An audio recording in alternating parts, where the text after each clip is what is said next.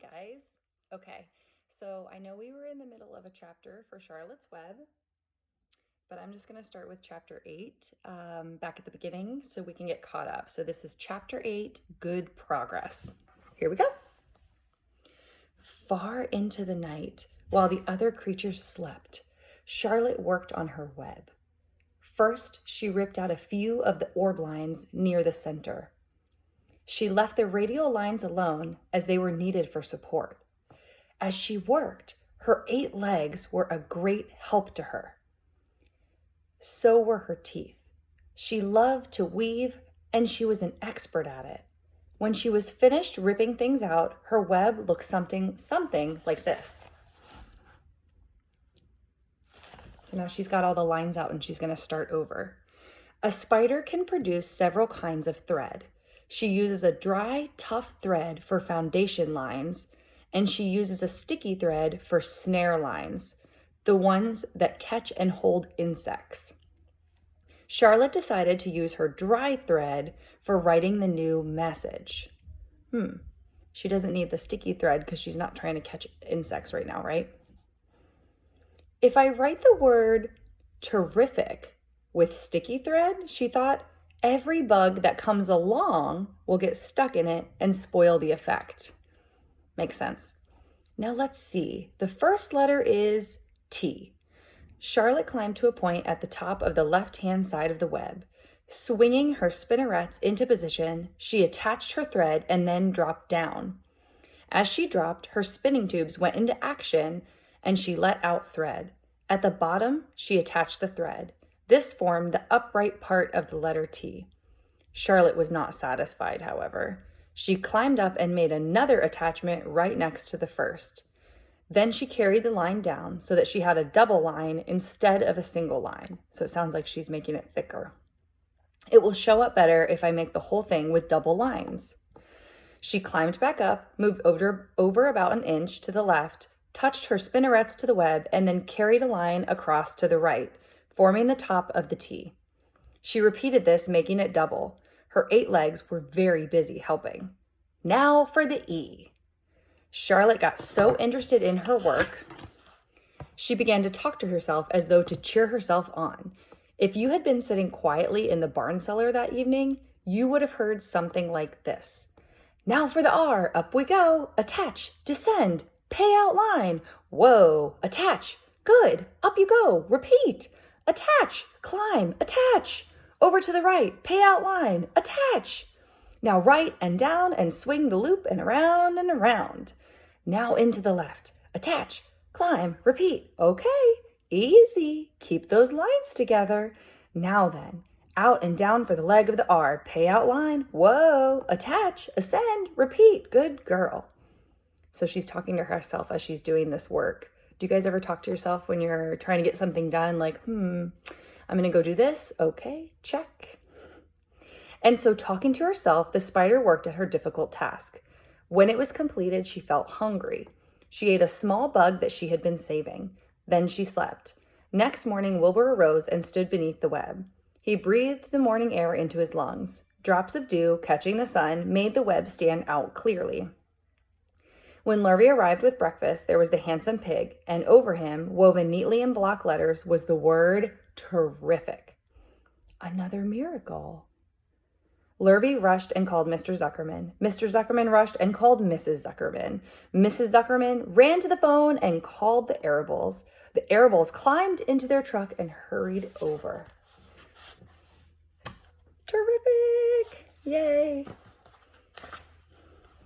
Everybody stood at the pig pen and stared at the web and read the word over and over, while Wilbur, who really felt terrific, stood quietly, swelling out his chest and swinging his snout from side to side. Terrific, breathed Zuckerman in joyful admiration. Edith, you better phone the reporter on the Weekly Chronicle and tell him what has happened. He will want to know about this. He may want to bring a photographer. There isn't a pig in the whole state that is as terrific as our pig. The news spread. People who had journeyed to see Wilbur when he was some pig came back again to see him now that he was terrific. That afternoon, when Mr. Zuckerman went to milk the cows and clean out the tie-ups, he was still thinking about what a wondrous pig he owned. "Lurvy," he called, "there is to be no more cow manure thrown down into that pig pen. I have a terrific pig. I want that pig to have clean, bright straw every day for his bedding. Understand?" "Yes, sir," said Lurvy. "Furthermore," said Mr. Zuckerman, "I want you to start building a crate for Wilbur. I have decided to take the pig to the county fair on September 6th. Make the crate large and paint it green with gold letters." "What will the letters say?" asked Lurvy. "They should say, 'Zuckerman's Famous Pig.'" Lurvy picked up a pitchfork and walked away to get some clean straw. Having such an important pig was going to mean plenty of extra work. He could see that. Oh man, do you ever feel that way? Like, oh boy, now I'm gonna have to do some extra stuff. Below the apple orchard at the end of a path was the dump where Mr. Zuckerman threw all sorts of trash and stuff that nobody wanted anymore. Here is a small clearing hidden by young alders and wild raspberry bushes, with an astonishing pile of old bottles and empty tin cans and dirty rags and bits of metal and broken bottles and broken hinges and broken springs and dead batteries. Whew. And last month's magazines and old discarded dish mops, tattered overalls, rusty spikes, leaky pails, forgotten stoppers, and useless junk of all kinds, including a wrong-size crank for a broken ice cream freezer. Can you tell they're at the dump? Templeton knew the dump and liked it. There were good hiding places there, excellent cover for a rat. And there was usually a tin can with food still clinging to the inside. Templeton was down there now, rummaging around. When he returned to the barn, he carried in his mouth an advertisement he had torn from a crumpled magazine. "How's this?" he asked, showing the ad to Charlotte. "It says crunchy." "Crunchy would be a good word to write in your web." "Just the wrong idea," replied Charlotte. "Couldn't be worse. We don't want Zuckerman to think Wilbur is crunchy. He might start thinking about crisp, crunchy bacon and tasty ham." No good. That would put ideas into his head. We must advertise Wilbur's noble qualities, not his tastiness. Go get another word, please, Templeton. The rat looked disgusted. But he sneaked away to the dump and was back in a while with a strip of cotton cloth. "How's this?" he asked. "It's a label off an old shirt." Charlotte examined the label. It said, "Pre-shrunk." "I'm sorry, Templeton," she said, "but pre-shrunk is out of the question. We want Zuckerman to think Wilbur is nicely filled out, not all shrunken up. I'll have to ask you to try again." "What do you think I am, a messenger boy?" grumbled the rat. "I'm not going to spend all my time chasing down to the dump after advertising material." "Just one more, please," said Charlotte. "I'll tell you what I'll do," said Templeton. "I know where there's a package of soap flakes in the woodshed. It has writing on it. I'll bring you a piece of the package." He climbed the rope that hung on the wall and disappeared through a hole in the ceiling. When he came back, he had a strip of blue and white cardboard in his teeth. "There," he said triumphantly. "How's that?" Charlotte read the words, "With new radiant action." "What does it mean?" asked Charlotte, who had never used soap flakes in her life. "How should I know?" said Templeton. "You asked for words and I brought them. I suppose the next thing you'll want me to fetch is a dictionary." It's a feisty rat. Together they studied the soap ad. "With new radiant action," replied Charlotte slowly. "Wilbur," she called. Wilbur, who was asleep in the straw, jumped up. "Run around," commanded Charlotte. "I want to see you in action, to see if you are radiant."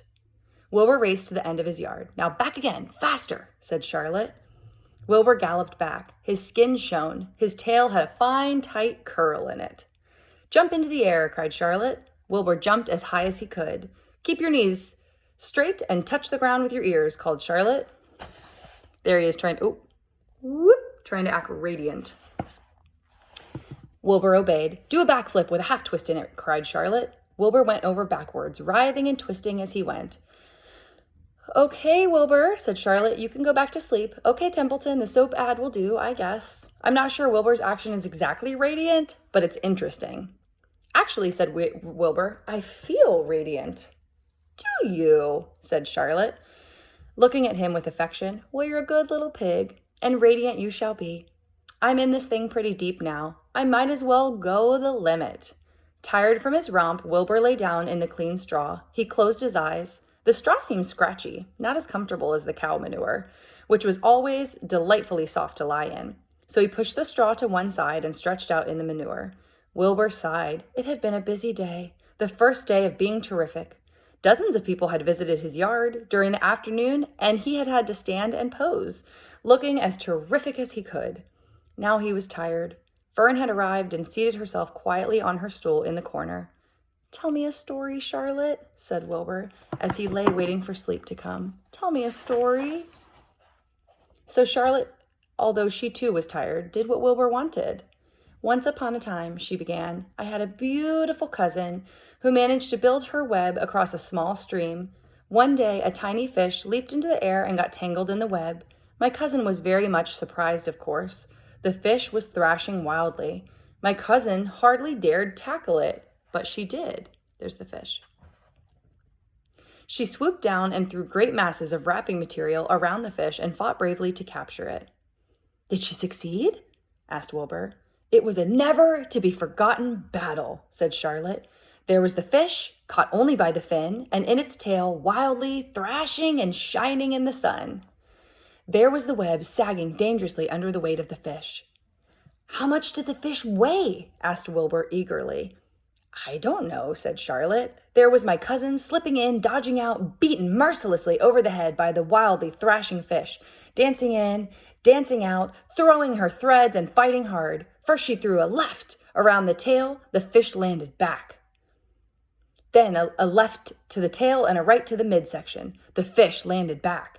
Then she dodged to one side and threw a right and another fin to the right, then a hard left to the head while the web swayed and stretched." "Then what happened?" asked Wilbur.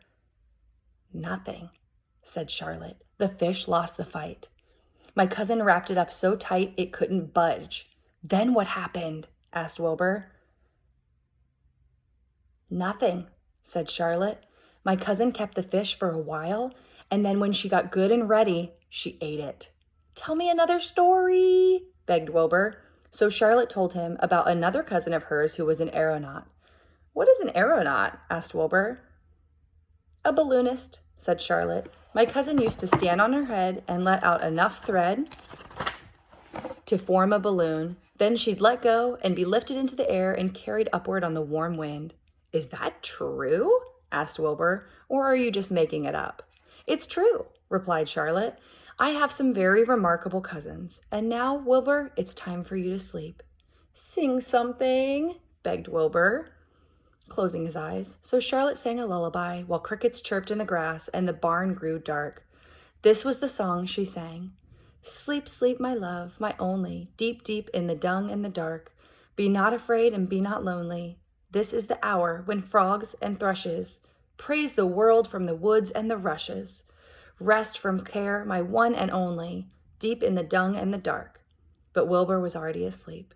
When the song ended, Fern got up and went home.